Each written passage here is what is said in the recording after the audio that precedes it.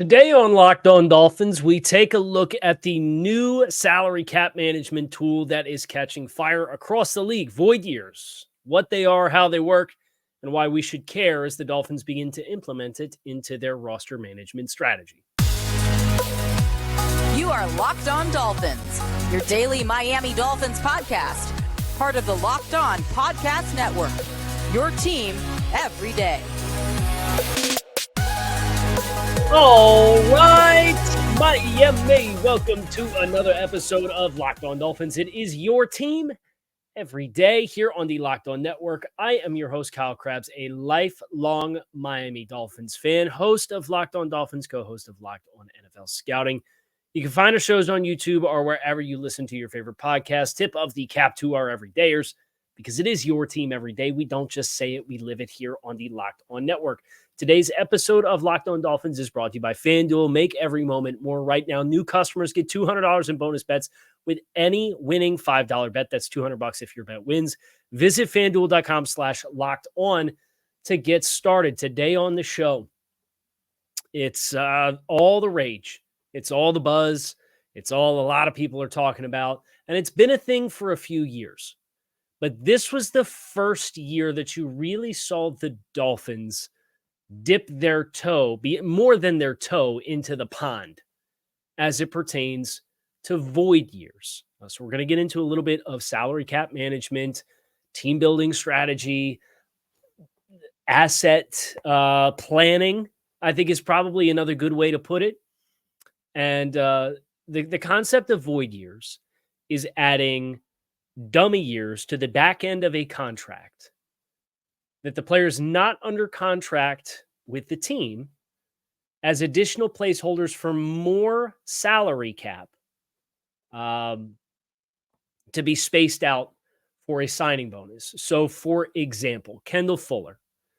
Kendall Fuller signed a 2-year, $15 million contract with the Dolphins with a signing bonus of $6.765 million. On a 2-year, not a math guy, so I'll have my calculator right here, but just to kind of get your introduction, on a 2-year, $15 million contract, if you took that $6,765,000 signing bonus and you divided across the 2 years in which the player was under contract for the team, they would be responsible for one half of that signing bonus in each of the 2 years he's under contract, which would be $3.382 million in 2024 and 2025.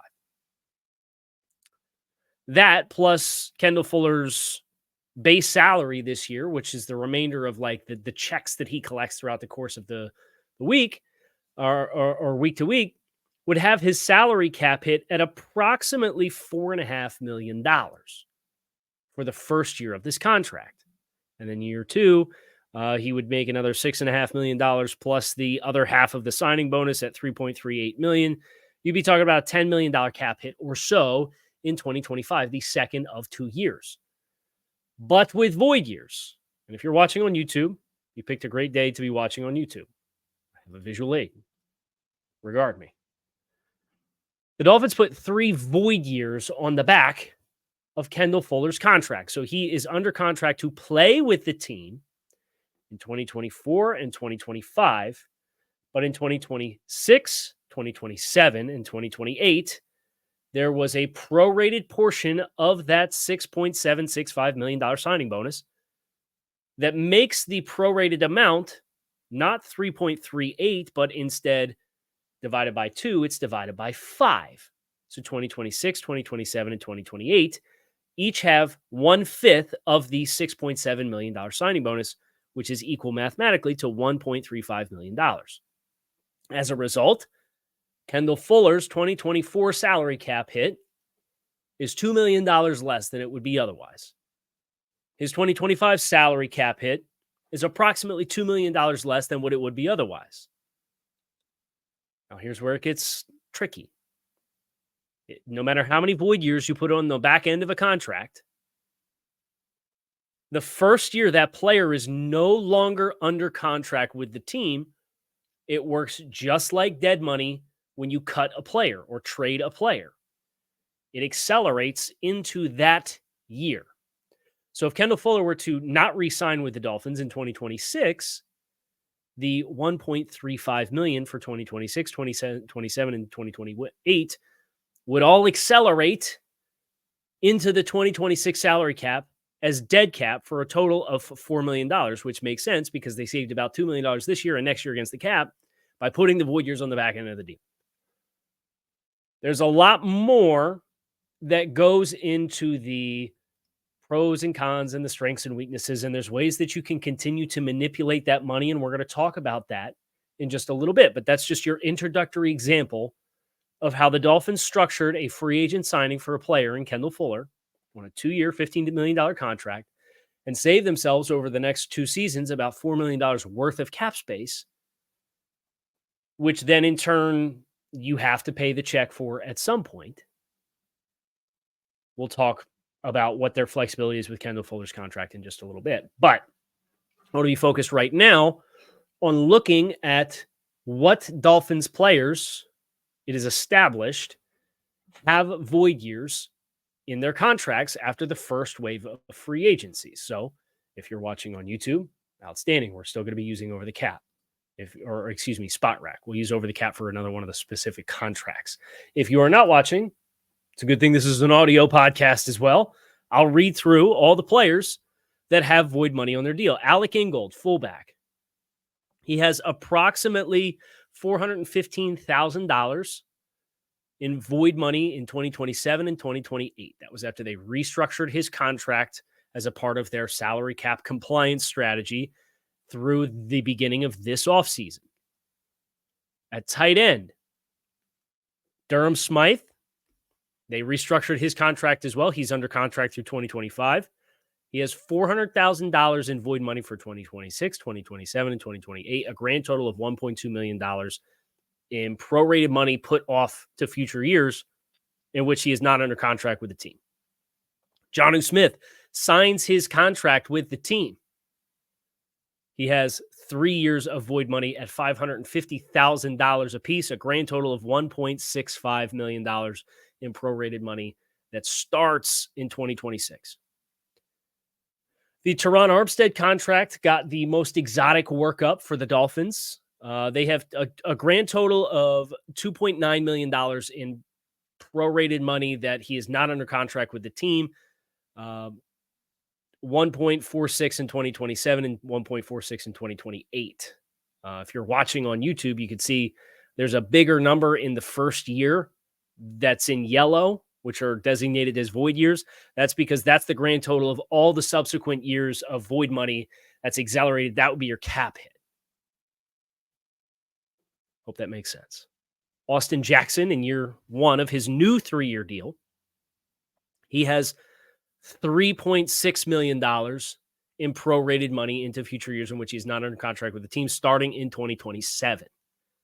Zach Sealer got a contract restructure. They put 2 void years on the back end of that deal for a grand total of $2.8 million starting in 2027. Or I guess that would kick in 2027. Bradley Chubb got a contract restructure with void money on the back end of that deal, $2.75 million worth. Here's where it gets big. Kendall Fuller, who we already acknowledged, $4 million, $1.353 million in 2026, 2027, and 2028. And then Jaylen Ramsey got the big contract restructure where his salary and his roster bonus got rolled into a new signing bonus, and they put all of that prorated money on the back shelf. He's under contract through 2025. He has the big void money hit, and we'll talk about what that means here on this episode as well. 2026, his void contract hit, if they let Jaylen Ramsey walk, would be $18.46 million. That's a big number. A lot of these are relatively small. They're relatively easy to take in stride. So $1.2 million here, $2.7 million there. As you go through time, yes, it absolutely adds up, but it's hundreds of thousands of dollars with salary cap that's growing at a rate of about $30 million per season that you're going to pay for 2, 3, 4 years from now. We'll talk a little bit about that as well. with the risks and rewards, which will come later here on today's episode of the show. So Miami kind of came into this process after Xavier Howard and Jerome Baker. I think they had 3 active contracts. It was Austin Jackson, Jason Sanders, who we didn't mention at first. And then I believe Jaylen Ramsey was the third and final of the active contracts before free agency started.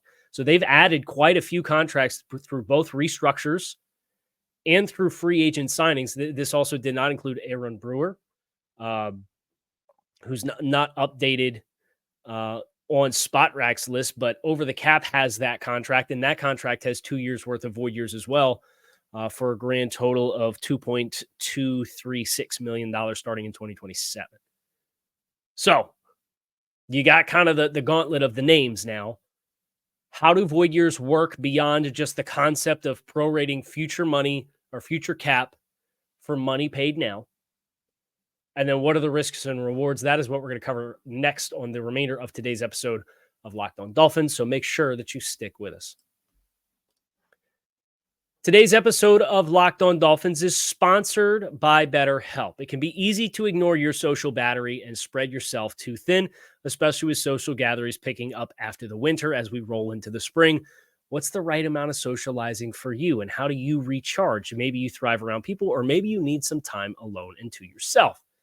Therapy can give you the self-awareness to build a social life that does not drain your battery. If you're thinking of starting therapy, give BetterHelp a try. It's entirely online. It's designed to be convenient, flexible, and suited to your schedule. Just fill out a brief questionnaire and get matched with a licensed therapist.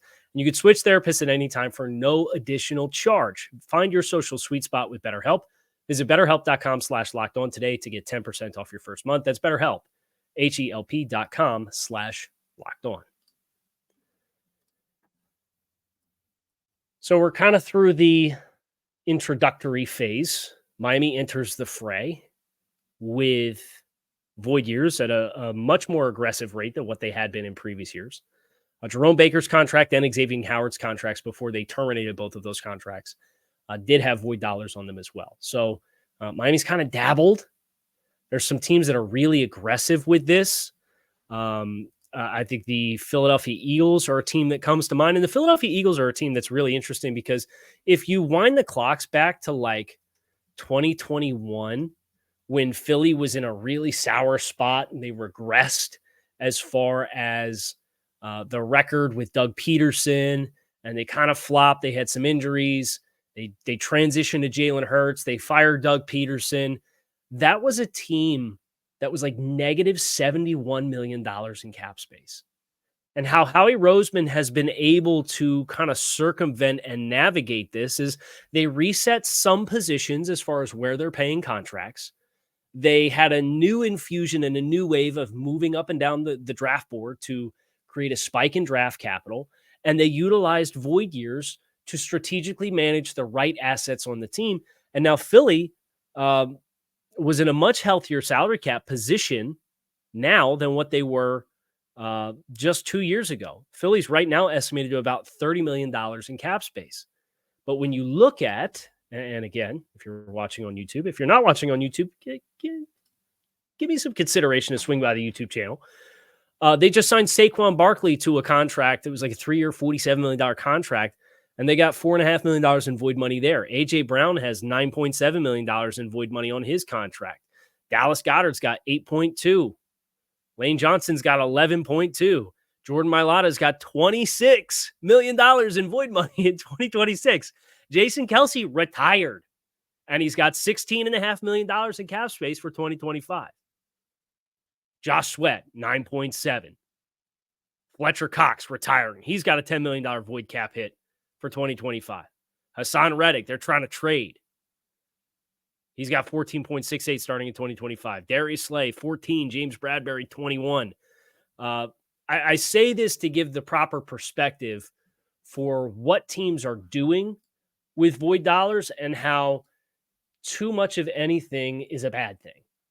I don't think the Dolphins have reached that point because for Philly, what they're kind of struggling with some of their key spots at cornerback, you got James Bradbury and Darius Slay, older corners who are regressing and can't run, and you're trying to replace him. But Bradbury's got 2 more years on his deal and then $21 million in prorated money. So who are you going to give the void contracts to? And that's part of the risks and reward for Miami. But as far as how you can manage some of these hits, we'll go back to the Kendall Fuller contract, right? Kendall Fuller signs the 2-year, $15 million contract that has a $6.7 million signing bonus that's spread out across 5 seasons, even though Kendall Fuller is only under contract for 2 of those to actually play with the team. If Kendall Fuller were to sign a contract extension with the Dolphins for 2026, 2027, say he signs a new 2-year deal for New Year's on the back end of this contract. If Kendall Fuller re-signs, those 3 years worth of $1.35 million no longer accelerate up into the current year because he's still playing with the team. So instead of taking 1.35 times 3 for $4 million cap hit in dead money in 2025 and 2026, it just would continue to have an additional $1.35 million charge for each year that he remains on the contract until that initial signing bonus and its prorated dollars run out, which would be in 2028. So if he signed in 2026 for new money, let's say he signed a 2-year, $20 million contract. The Dolphins did no funny business. It was just, we're going to pay you $10 million in cash in 2026 and $10 million in cash in 2027. He would have a $10 million salary and then the additional 1/3 of remaining $1.353 million from his original signing bonus with the first of the 3 void years. His cap hit would be $11.35 million. His cap hit in 2027, the second year, we're going to give you $10 million in cash, no funny business with the cap. And I do it this way so that it's a little easier to process the math, would also be $11.35 million cap hit. And then the fifth year of the original signing bonus being kicked out in 2028, if he doesn't play with the team that year, then the void money would only be $1.35 million. So Miami has kind of all these nickels and dimes, if you will, right? They have small money here. They have small money there committed to void dollars to the tune of a couple $100,000 across 2 or 3 seasons for the vast majority of the players that they have. What this allows you to do is you can kind of selectively identify, and say you wanted to move on from Durham Smythe. Let's say the Dolphins play 2025.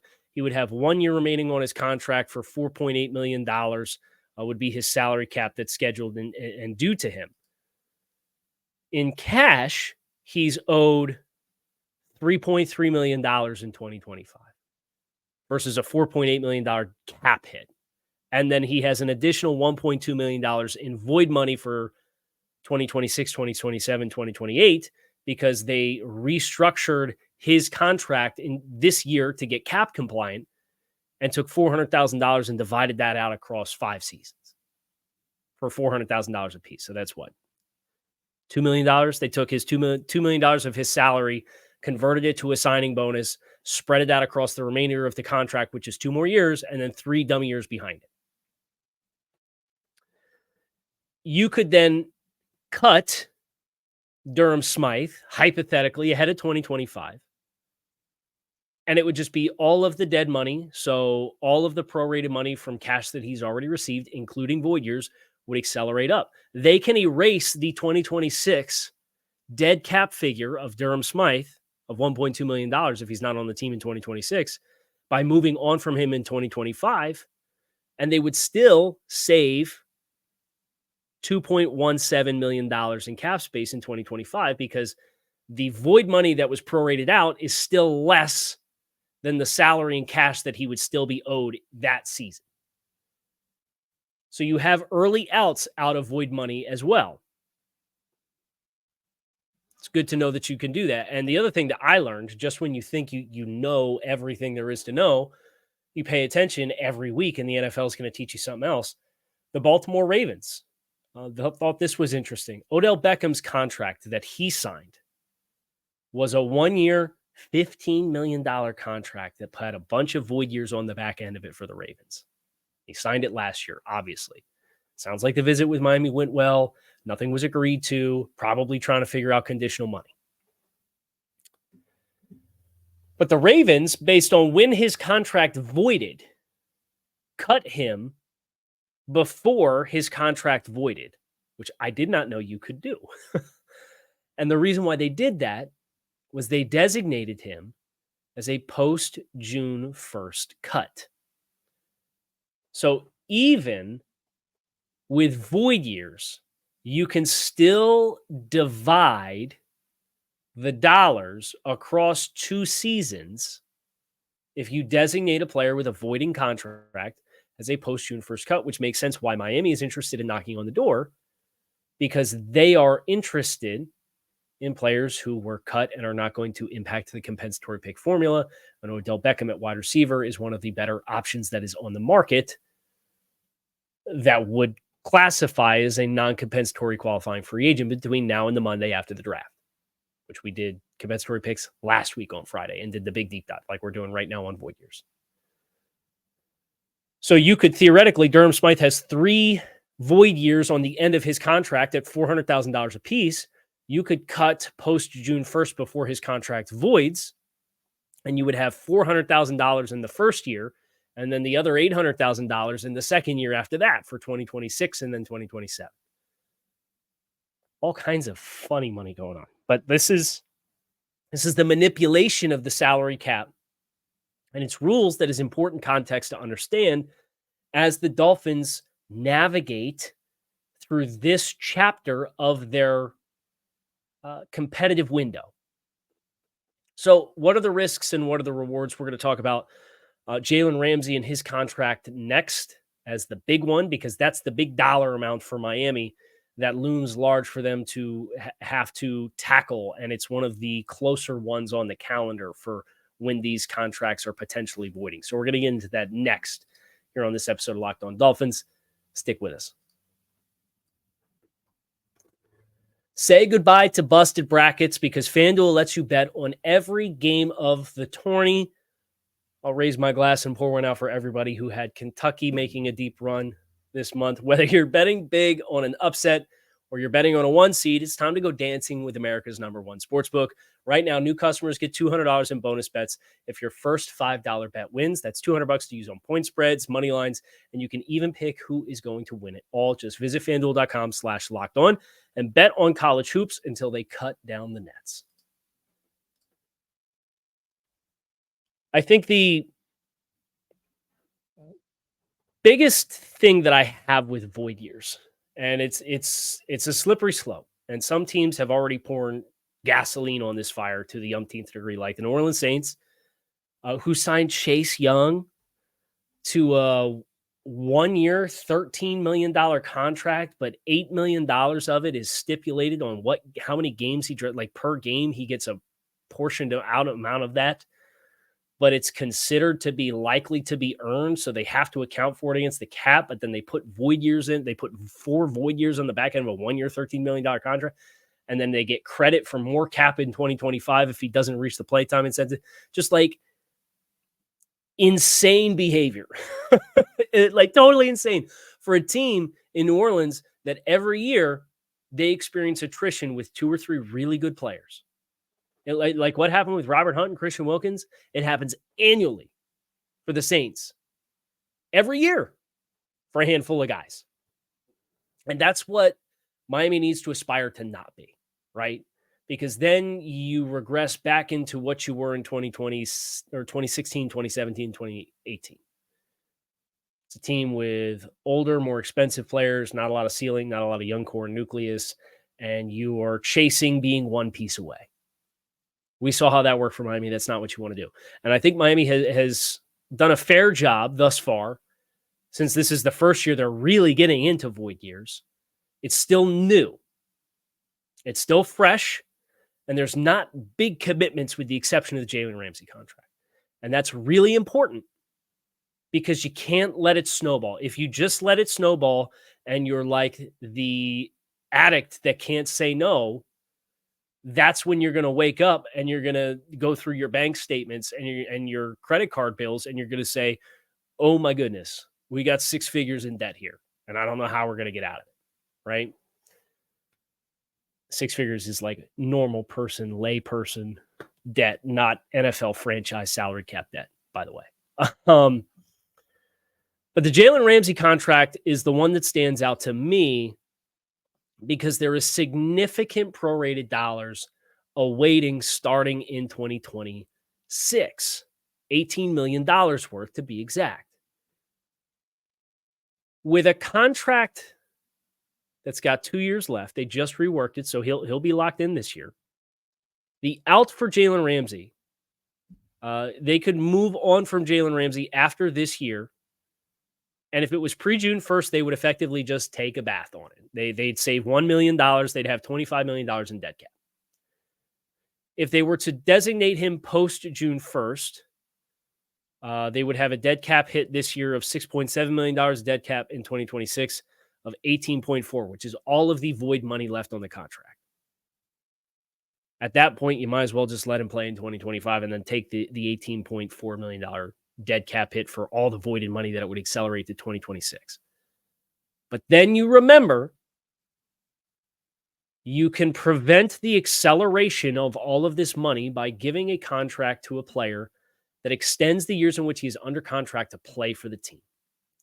So the risk for Miami is, what does Jaylen Ramsey look like after 2025 as a 31-year-old corner?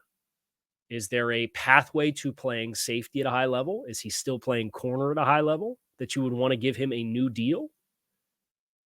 Because if you could give a new contract, an extension to Jaylen Ramsey, you avoid the $18.5 million dead cap hit in 2026. But that's with a player who would be going into his age 32 season at cornerback. You're just mindful of that.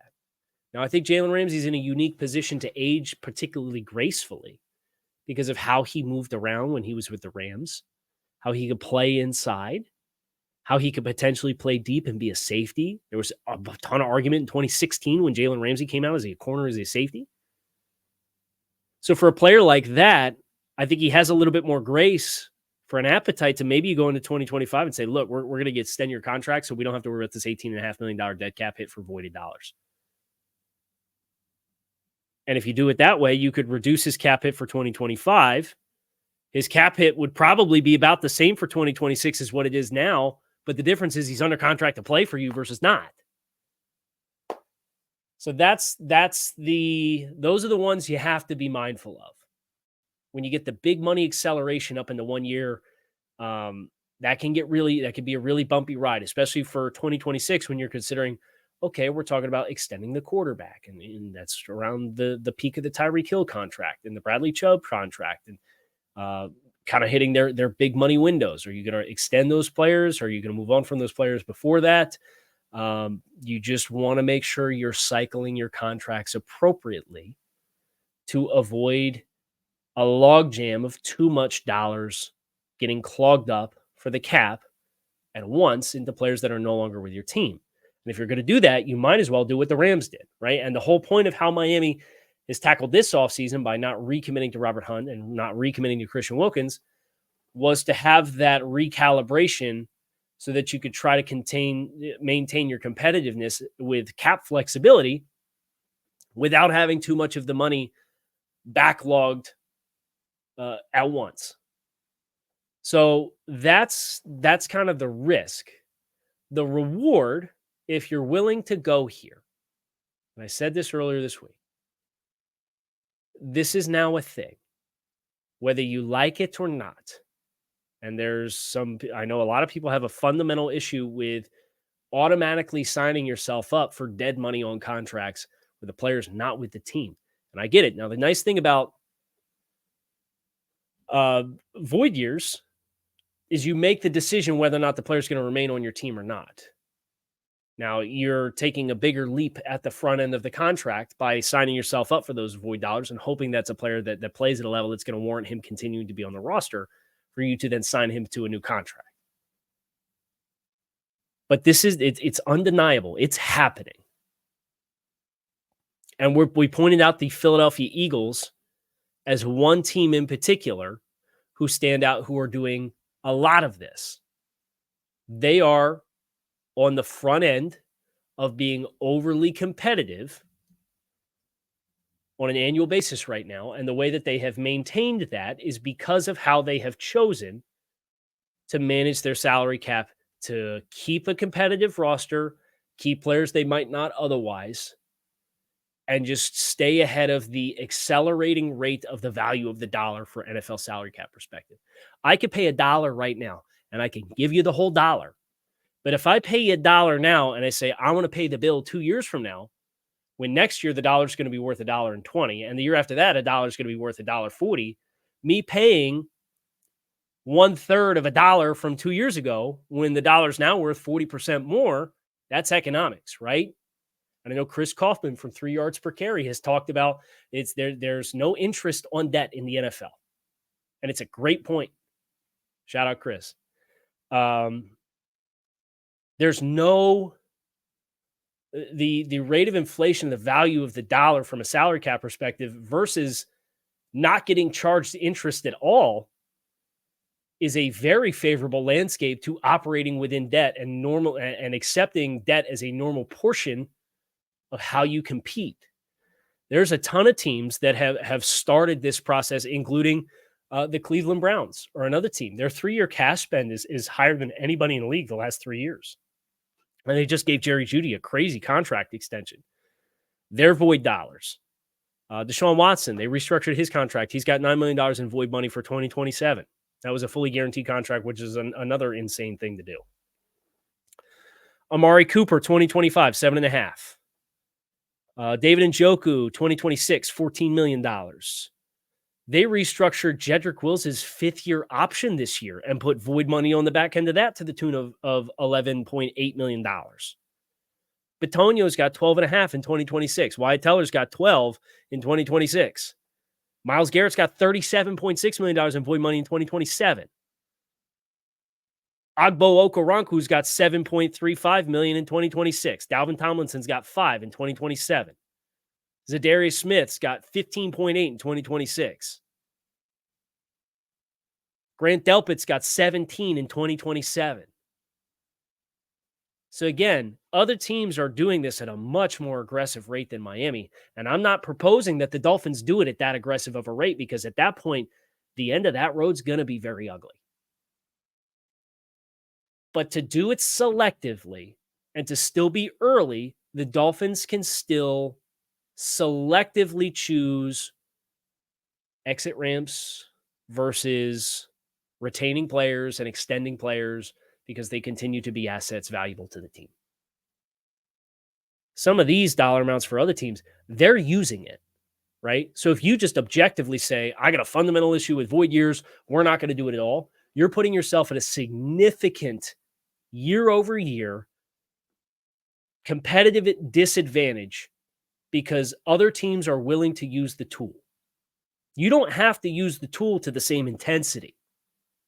But if you don't use it at all, other teams are going to have more flexibility to field more competitive, talented rosters than you on an annual basis, whether you like it or not. And then at some point, you're either going to have a breakthrough and you're going to have a 10-year leash because you had the breakthrough everybody wanted you to have, or you're going to be out on your rear end. There's going to be probably coaching changes and football regime changes, which are going to spur scheme changes, which are going to spur resetting of the deck anyway and recalibrating your roster by going out, identifying a select handful of cornerstone players and building around them and flushing a ton of that out of the system anyway. It's the circle of life in the NFL. So that's void years. And that's why they matter. And that's why you care. And that's why the Dolphins are more than just dipping their toe in the pond at this stage of the game. I'm Kyle Krabs. I hope you guys enjoyed this episode of Locked On Dolphins. It is your team every day. Fins up. Make it a great rest of your day. Make it a great weekend. I'll be back to talk to you all again on Monday.